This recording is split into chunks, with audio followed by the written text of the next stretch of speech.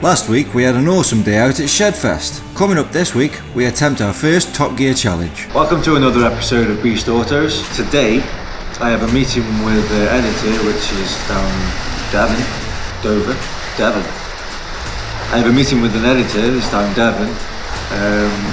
I had plans to do all this myself, edit it myself, but there's that much interest in the car itself, and then the journey's become quite There's that much interest in the car itself, and then the journey's become quite interesting that so many people want to see it. I haven't got time to get good enough up to the standard that the film deserves, so I've got to go down to Devon. While I do have a wide collection of cars, Jimmy's the only one with a working MOT because I buy straight scrap. So my option is to get the train down, which means I will have to stay over in a hotel and then get trained back up tomorrow morning early, because I'm filming something else tomorrow that you will probably see on before my channel even starts. You probably will have already seen it. What's cheaper, to rent a car plus the fuel, or to get the train down, stay over the night and get the train back? So this is what we're going to discover today. I am a big chap, so I will not be buying the cheapest rental car. I also want to get there before the train gets there. I'm not sure how long it's going to take on the train or the car yet. I haven't even looked into it, but I won't be doing any economy run, let's say. But it still has to be cheaper. I'm not taking a hotel, but I will be trying to pick out a hotel that I would definitely want, but on a budget. And hopefully we can get there and back, take all the rubbish to the scrapyard tomorrow as an added bonus before the boys turn up. In a faster, more comfortable, that's guaranteed, and cheaper way than getting the train. That said, let's do it. So that's the car I should have had.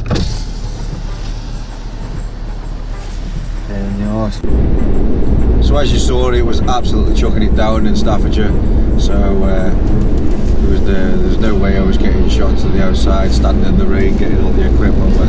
But through the magic of editing, this is what I've got. It's a Vauxhall Irrelevant.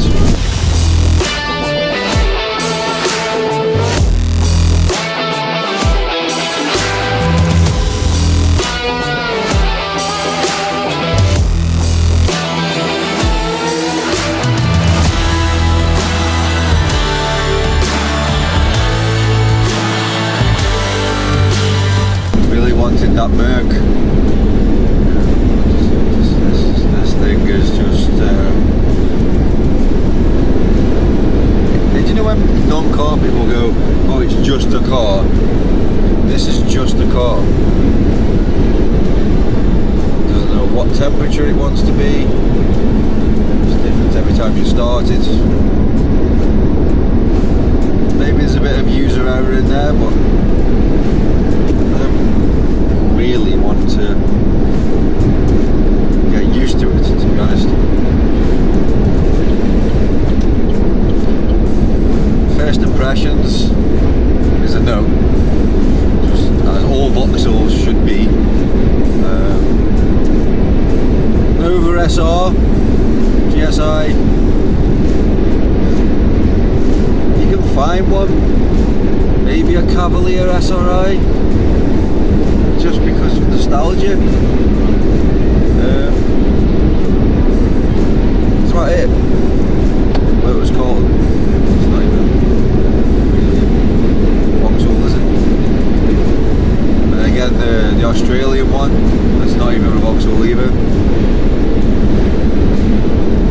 Don't even talk about the VRXs, that's just not interesting.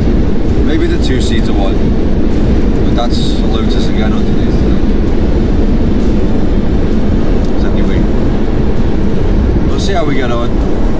There's some like radar guided cruise control that slams on the brakes. The brakes alone, it just dips, it just fucking stops. I mean, it's supposed to stop, but not on the motorway, you know?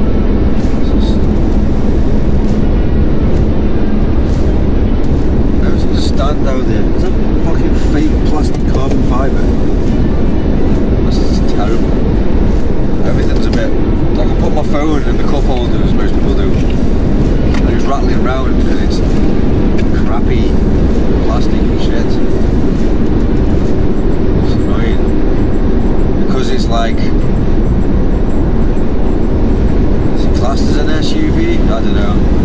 jiggly, man.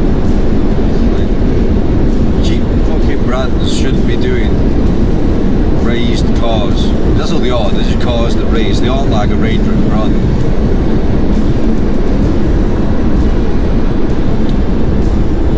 Also, smart cars should never be in the fucking fast lane. What are you doing? Come on, work it out. But yeah, as a whole, not impressed. I mean, you can put all the little red accents and all the little trendy red bits around the dash all you want, but when it's made out of cheap shit, made out of cheap shit, I'm just not interested. And this looks like, you know, the fabric material that you get on some accents on your trainers. That's the bit that your toe wears through when you've worn them too long. Yeah, I'm just not happy. Especially when I'm supposed to have a Mercedes, man. That's a bit nice. Right, it is what it is. The sun has come out. So let's crack on. Wish I'd brought my shorts. Don't pull out me. Wow, I've just reached forward to stop recording, and this is sharp, man. It's like where they bolted the fucking. I feel like I can just pull that off. Oh, give me back Jimmy. Fucking hell. 29 years ago, we've gone back in time.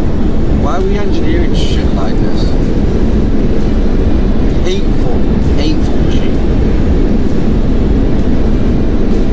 If you don't like negativity, you probably should watch a different video. This was meant to be, oh, let's show how much better it is to get the train. And to be honest, this shitty boxy fucking, it's not even, to call it a shit box would be, just wrong, basically. But it is a box that is shit. Oh, got the SOS button. Pussy.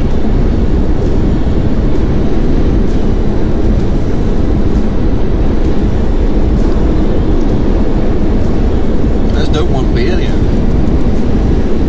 Well, again, I wouldn't want to be in the train either.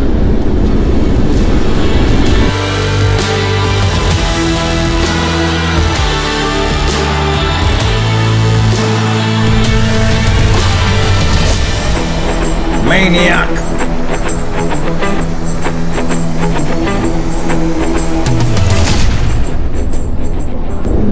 So I've been sitting here trying to not be so miserable. Maybe I'm just tired because I was up at 3 this morning working at the unit, so trying to give the car the benefit of the doubt. I am a moody when I'm tired. So pluses. As it came with one of these, it's the fastest car in the world, so there's a bonus. It's doing a very big 70 right now.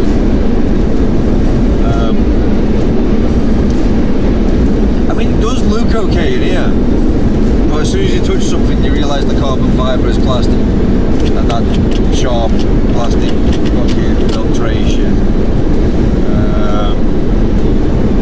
And it's very well equipped, but what new car isn't? This is a 23 plate.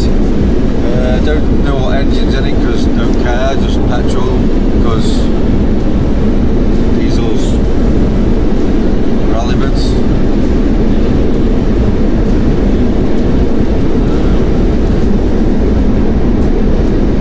I can imagine in the brochure it looks really good. I quite like the gear stick. It's a bit like angular and robotic.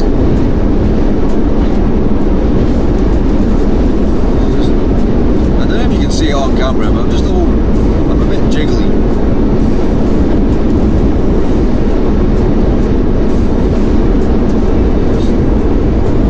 That kind of peaks and drops.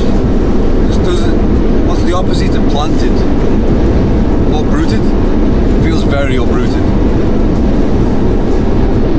Stay there, Mr. Tesla.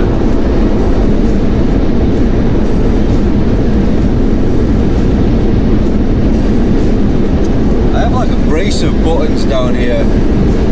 Auto start off, sport, let's try sport, which you have to hold to turn on. This doesn't seem very sporty.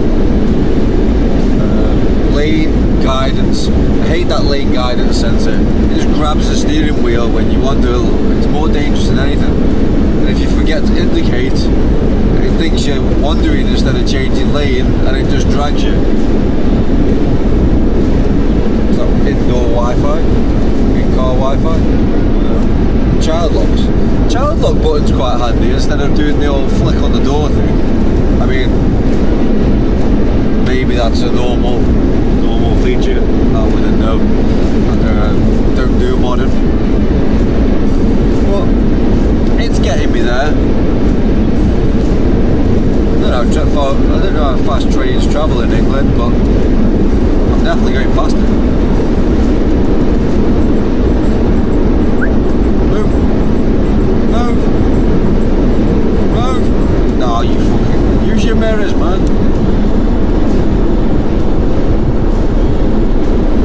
Wakey. There you go. Thank you.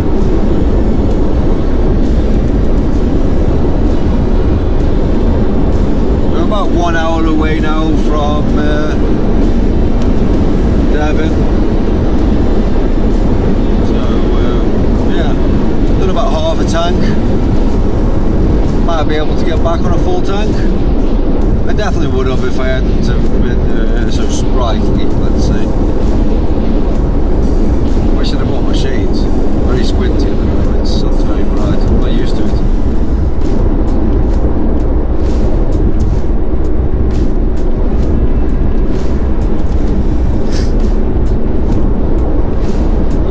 Stretching my legs, which I never had in Jimmy.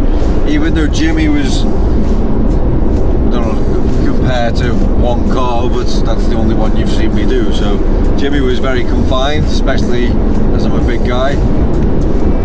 I have plenty of room in this, but let's get out.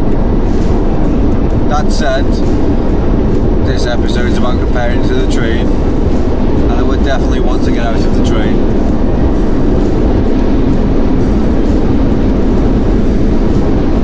Don't fit.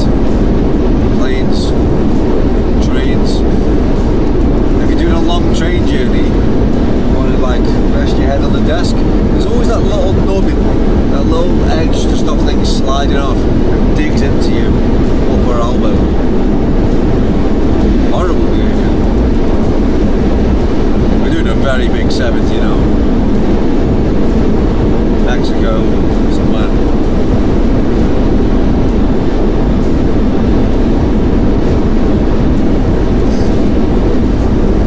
You can hear me alright. I lost my mic.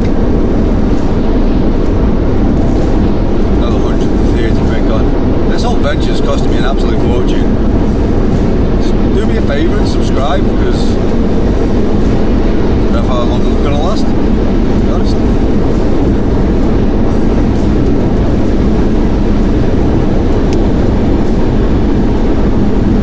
Ooh, the fuel goes down a bit faster when you're doing 70.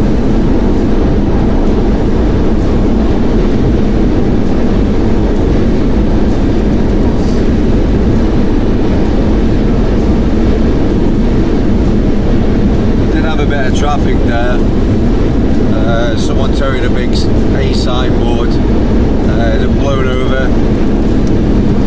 So I had a bit of standstill, so I'm trying to make up for it now. I wanted to be there for 10 AM this morning. The train wouldn't have got me there until 11:45.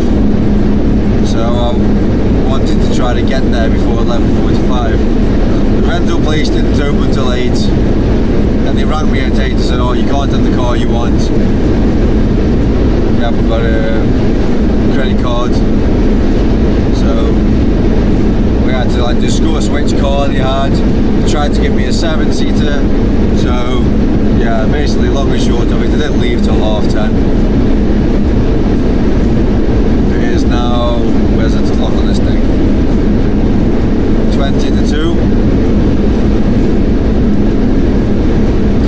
We're still beating the train.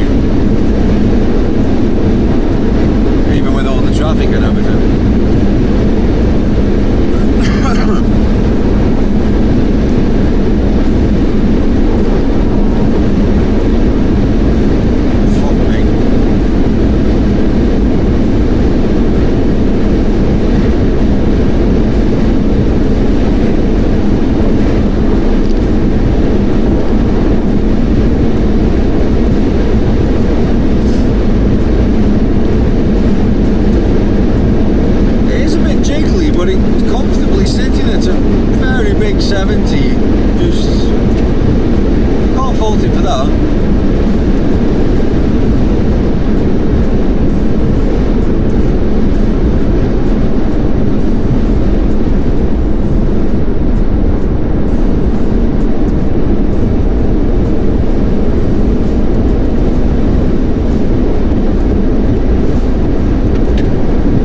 It's got an enormous glove box.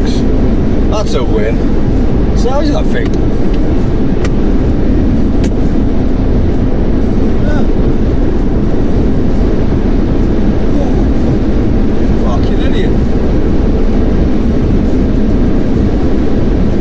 Start losing the fucking mirrors more. Okay, now we're off the motorway. This car's actually started to come alive, as they all do when they carry one of these. Things I'm grateful for: manual gear stick and the petrol.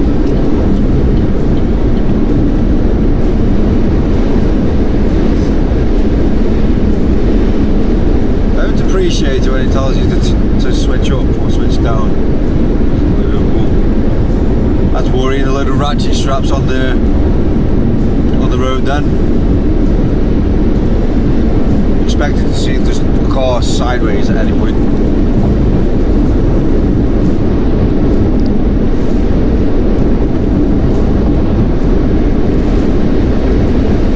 Very windy today. Getting blown around as a SUV, as they call it. Just a fucking tall car, mate.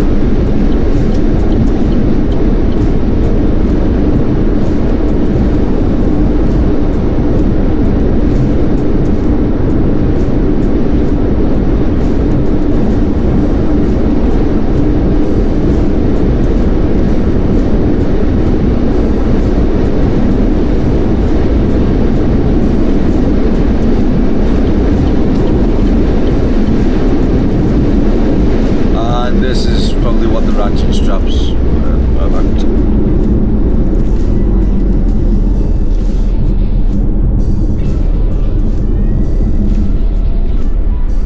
Back one looks secure. That'd be right. Stinking though.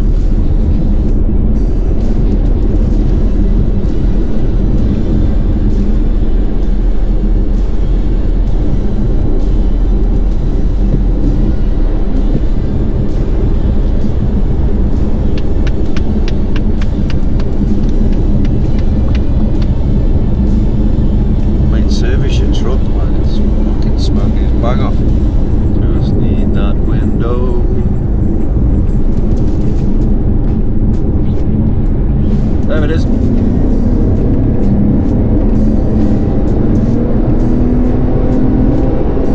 Smile lady, you stinky truck.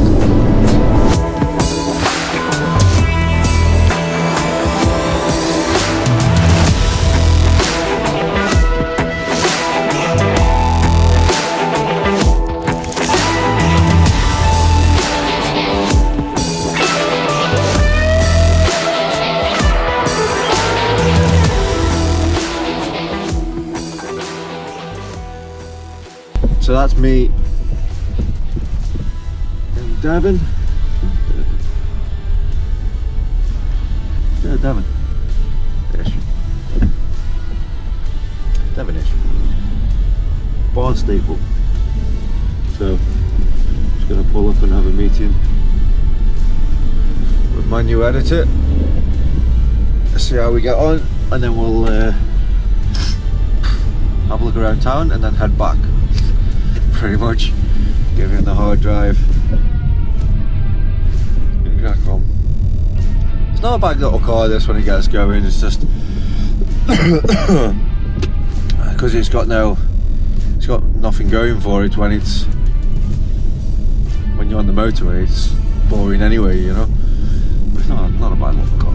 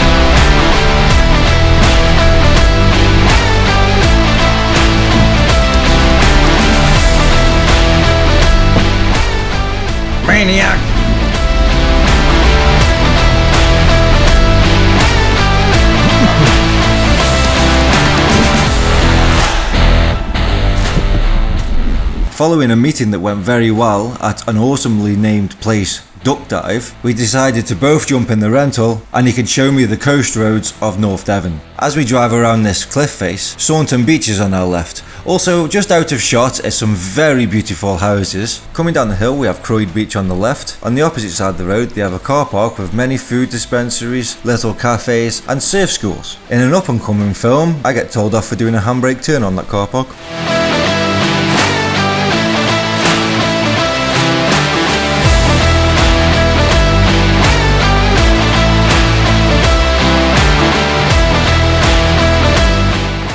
As we approach these narrow roads, the editor gave me fair warning of suicidal bikes and cars that come flying down here. However, as we approach this car park for a toilet break, just out of shot on the right is a motorbike. I believe the motorbike was a little bit too big for the guy because when he stopped, he fell off it. Struggling to hide our laughter, we ran away to the back of the car park. It was at this moment I decided this editor was for me. Maniacs!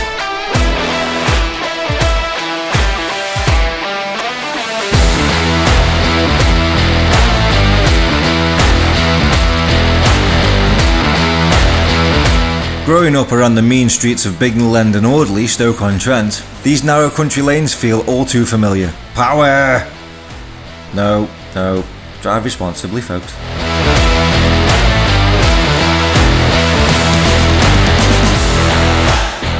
And this beautiful little spot is Putsborough. You can see why a lot of people surf down here, look at them waves.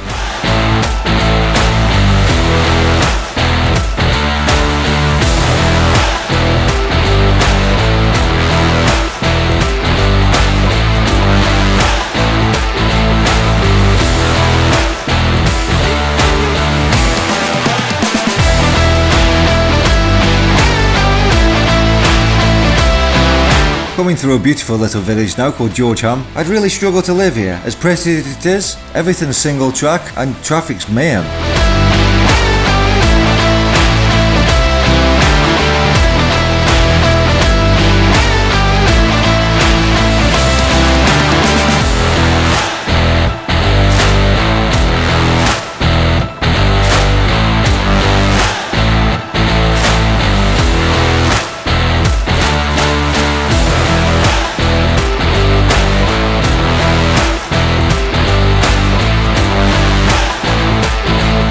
Coming down the hill now into Willicombe Beach, this place is an absolute spot. Fun fact, up until 1948, this beach and the surrounding lands were owned by one family. The Chichester family acquired it in 1133 under the reign of King Henry I. Imagine having your own beach for all that time. Greedy. I can't even afford a pack to fags these days.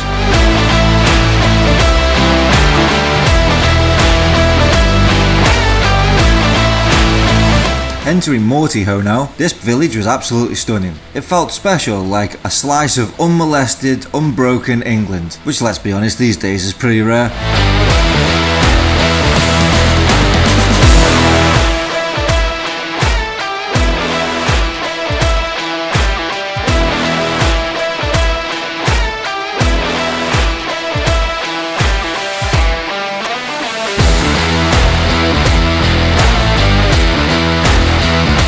And back on the open road to head round to Braunton. Beautiful round here, isn't it?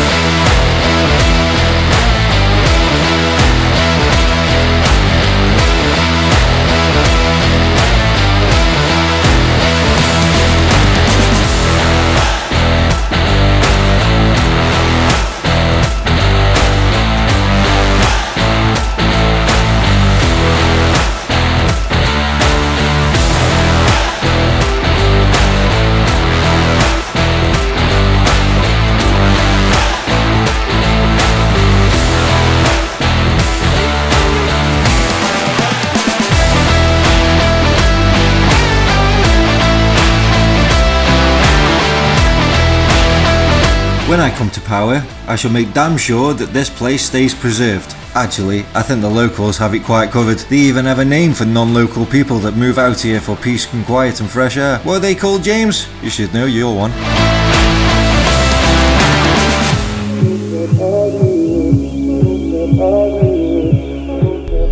Well, that was absolutely awesome. Just acquired my new editor. Like I say, I wanted to do everything myself, but I think this deserves a professional now. So I just had a big tour around North Devon. Absolutely beautiful. You would have seen the time lapse, but you can see it now. Depends wherever he put it. And yeah, duck dive. Well, nice little calf, good name. There's a nice car guy around the corner. Didn't get to meet him, but he's got a 500 brake horsepower Crown Estate, Toyota Crown Estate that I'm really interested. So I'll be coming down here, doing a road trip down here. We just planned a little trip, another one. I need to find out where I'm going. That way. Yeah. So, yeah. Kind of want to be here. Seen a nice bit of sun. Seen all the coast roads. Beautiful down here. Like, absolutely beautiful. Like a proper part of England. So yeah, now we have quarter of a tank left. So I shall probably fill up before I hit the motorway because it's literally just M5 all the way. So I don't want to be paying extra prices. We should probably get to a little bit of food, and that's it. Hypermile it all the way back and work out whether it was a better decision. I mean, it was always going to be a better decision to get a car, because just being able to do a tour of the coast road, and that's worth an extra 100 quid in my eyes, maybe 50. Well, no, definitely 100. I'd like to stay here for sunset, but duty calls. I've got to get back to the garage. What's the price of that fuel? 41.46. I have no idea what's cheaper anymore. I need to keep an eye out for it. But yeah,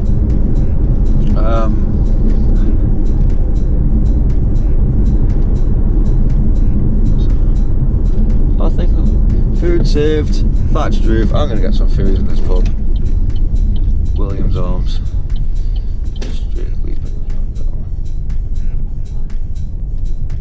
Yeah, I'm gonna get some food in here. I deserve a break. Ooh, steak and kidney pie, I'm thinking. That's English as fuck, isn't it? Yes.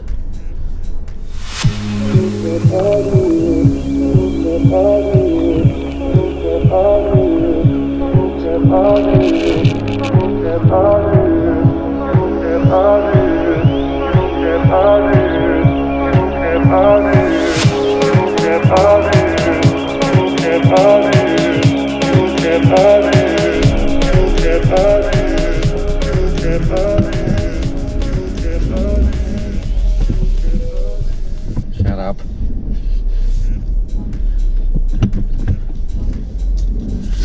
That place was lovely. Williams Arms, 16th century.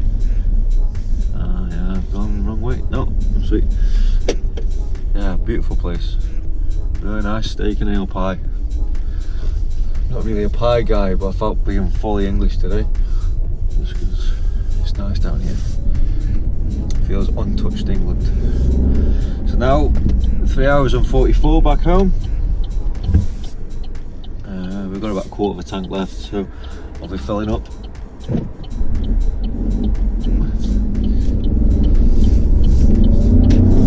we go.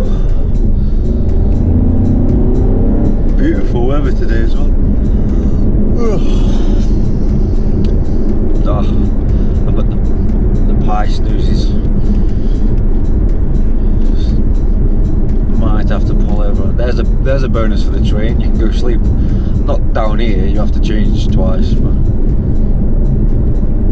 can't sleep in the car. One thing that is doing my head in with this, there's no boot button. Like to open the boot on the back. Maybe someone will drop in the comments and go, it's fucking here. But yeah, you have to take the key out and press the fucking key button. I suppose you've always got the key with you, but why can't one, I press it from in here somewhere, or press it when I'm at the boot. Just seems a bit stupid, to be honest. Whoever designed that, you're stupid. So, Vauxhall. Go back to making Nova SR, do better.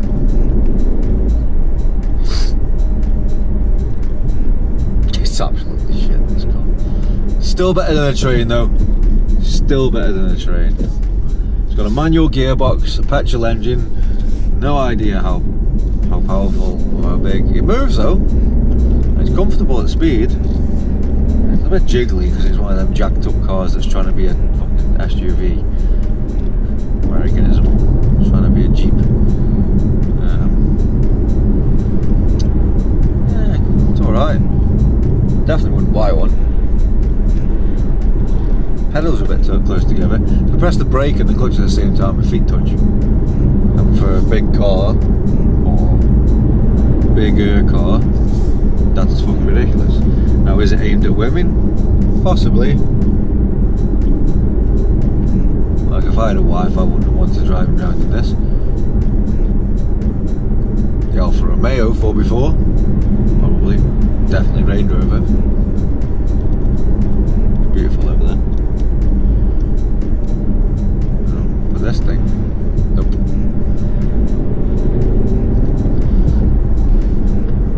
No Vauxhalls for Mrs. Beast. We're up. 3 hours and 40 minutes left. I'm going to listen to some music, so I'm going to say goodbye to you for a minute. You can listen to some music too and get the time lapse on.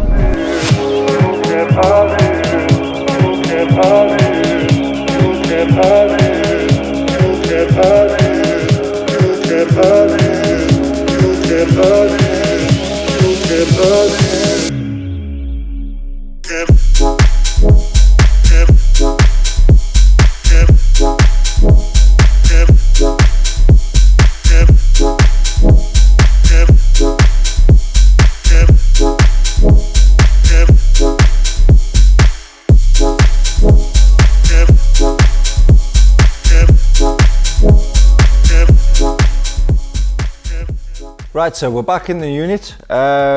It's actually a few months later. I'll explain in a bit. Let's toss up the scores with my very technical. Mind the bin. Sorry, Chonky. Yeah, high technology around here. So yeah, we got the rental. Deposit cost 200 quid. Obviously, the train didn't cost anything.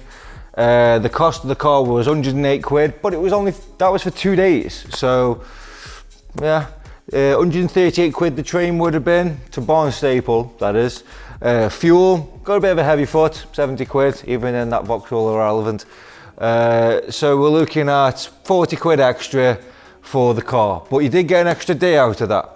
Now, if we look at fun, the train would have been 2 stops. So car wins 2 on that one. Let's pretend these are tenors, because I'd pay 20 quid not to stay, not to change the train. We went to the beach. We managed to get to the beach with the car, so we're talking 30 quid. I'd pay 30 quid extra just to get to the beach. On the way home, we managed to stop for homemade pie and chips. It's a very nice pub. Says an extra 20. And what else? Let's try that again. Fucking data problems. While we were at the beach, we managed to see an old man fall off what we assumed was his new bike. It was too big for him. And that kind of cemented the deal that I wanted this editor, because mad shit seems to happen around us. That has proved to be invaluable just to get everything out on time. Kind of. So we'll stick a 30 on that one. What's this doing here? So yeah, the train actually gets 1 because I could have done some editing on the way. But it is work, so it only gets 1. I did go to the tip the next day, so that's quite valuable going to the tip in someone else's car, so we'll stick a 30 on that. I'd pay 30 quid for someone else to take that away. I actually pay 50 quid for the guy next door to come and clean the place, so yeah, I'd definitely pay 30 for people to go to the tip. So where's that leave us? We are 80 quid up on the car.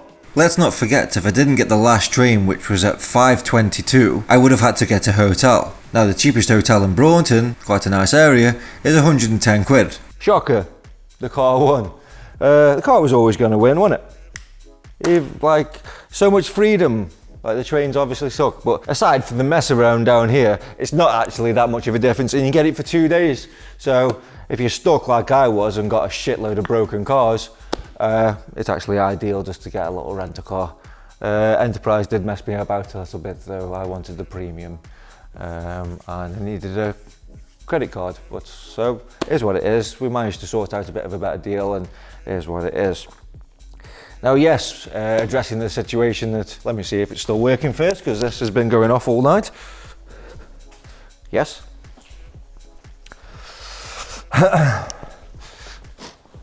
So yeah, the eagle eyes amongst you all notice I've lost a little bit of weight, so it's a few months later. Basically I hit burnout after the Jimmy Jag trip and after seeing the editor, and just, yeah, fried myself, because it was a lot of work. It was a lot of pressure, a lot of work, and then to see how the series was so well received, yeah, we haven't got 1 million views, whatever, but the comments, the following it's getting, the community we're starting to build is amazing. So I just wanted to say thank you to all the people that are commenting. I'm going away now for 5 weeks, so 2 weeks after you see this I will have some merch. I've ordered some air fresheners and some very nice scents, and to all the comments that are on the final, the Jimmy Jag final now, I've screenshotted, and you'll be all getting some merch for free. So yeah, just a little thing back. I'm grateful. I'm still not monetized at this point, so I can't really do much for you, but it's just a little thank you. Even the guy that's in America, how you doing, pal? I think there's actually a few of you now, but there's one that comments regularly. So apologies, forgot your name. There's a few of you now, but I have you all screenshotted because the phone remembers things better than me. So we'll keep in touch, and you'll get some special things just for being early followers. You'll be getting some free little treats along the way. You're my guinea pigs. You can give me some feedback, tell me what you think of the stuff, and then we can start to sell stuff. So yeah, thank you very much, everybody. Join us next week. Join us next week indeed. What a palaver this turns out to be. All my cars are broken, I need to make money, I need to get to Aberdeen, and everything shits the bed.